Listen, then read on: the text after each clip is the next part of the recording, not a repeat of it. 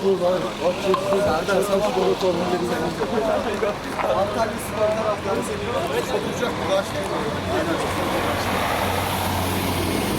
Şimdi 31 Ocak 2016 tarihinde şu anda Serik'teyiz. Antalya Spor taraftarları Konya'ya Türkiye Kupası maçına gidiyorlar. Gördüğünüz gibi Antalya'nın en efsane taraftar grubu bunlar. Işıklar'daki Atatürk Stadı'ndan beri 40 yıldır, 50 yıldır Ali abiyle beraber biz de açık tribünde olsun, kapalı tribünde olsun Antalya Spor'u destekliyorduk. İşte burada denk geldi. Tüm taraftarlara, fedakarlık taraftarlara teşekkür ederiz. İşte sosyal medyada biz her zaman deriz ya, Antalya olmak ayrıcalıktır, Antalya olmak farklıdır işte. Burada görüyorsunuz.